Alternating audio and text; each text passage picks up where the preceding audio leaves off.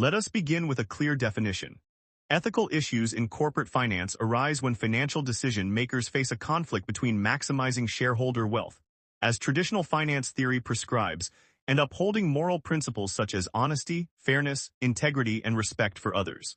Corporate finance is often presented as a value-neutral discipline governed by models and markets, but every financial decision is made by human beings operating within legal and moral frameworks.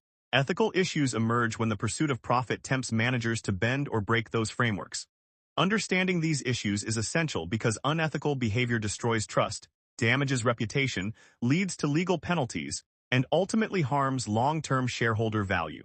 In this lesson, we will explore the scope and importance of ethical issues in corporate finance, examine key categories of ethical dilemmas with descriptive examples, and discuss the underlying principles that guide ethical reasoning. The scope of ethical issues in corporate finance is broad. It covers every function of the financial manager, from raising capital and investing funds to distributing profits and communicating with shareholders. When a company issues shares, ethical questions arise about the accuracy of the prospectus. When a company invests in a new project, questions arise about environmental and social impacts. When executives are compensated, questions arise about fairness and proportionality. When financial results are reported, questions arise about truthfulness. Ethical issues also extend to financial analysts, investment bankers, and auditors. The importance of studying these issues has grown following major scandals such as Enron and WorldCom, which wiped out billions of dollars of shareholder wealth and led to new legislation like the Sarbanes-Oxley Act. Those scandals proved that ignoring ethics is not only morally wrong but also financially disastrous. We can group ethical issues into several key categories. The first is insider trading. Insider trading occurs when a person buys or sells securities based on material, non-public information not available to the general public. The ethical problem is fairness. When a corporate insider learns that the company will report unexpectedly high earnings next week and then buys shares before the announcement, that insider trades on an unfair advantage. The counterparty selling those shares does so in ignorance. Insider trading undermines investor confidence in market fairness. A classic example is a chief financial officer who learns that a major customer has canceled a large order.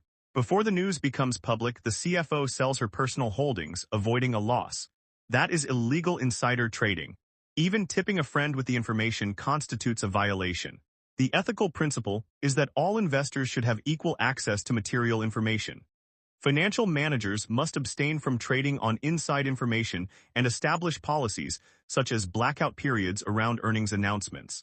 The second major category is earnings management and accounting fraud.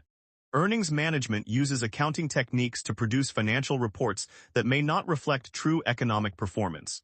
Within limits, some earnings management is legal, such as choosing between inventory valuation methods.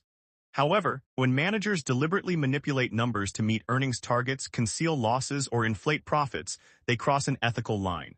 The extreme is accounting fraud, where transactions are fabricated or expenses are hidden. Motivation often comes from executive compensation tied to earnings targets. The collapse of Enron provides a vivid example. Enron's executives used complex special-purpose entities to hide billions of debt from its balance sheet while reporting rising profits. When the fraud was uncovered, the company went bankrupt, and thousands of employees lost jobs and retirement savings. The ethical lesson is that financial statements are a sacred trust. Deliberately misleading investors destroys far more value than any short-term gain. The third category is conflicts of interest. Conflicts arise when a person or institution has multiple roles that could influence judgment, and serving one role harms another.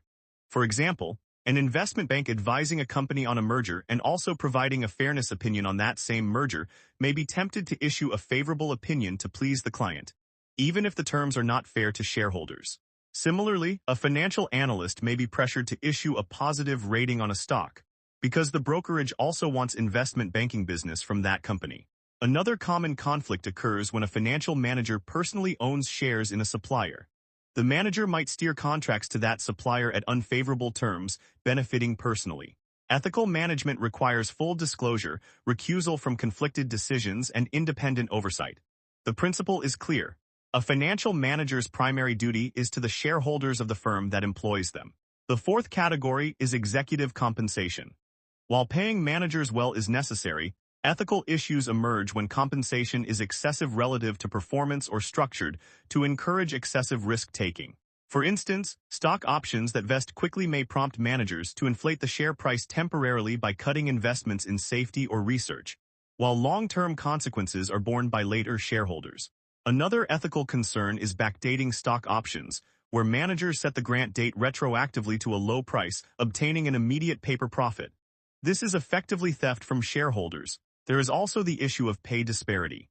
When a CEO earns several hundred times the median employee's salary, it can demoralize the workforce. Ethical compensation should be transparent, linked to sustainable performance measures, and approved by independent directors. Clawback provisions, which allow recovery of bonuses based on later restated results, have become an important safeguard. A fifth category involves the treatment of stakeholders other than shareholders.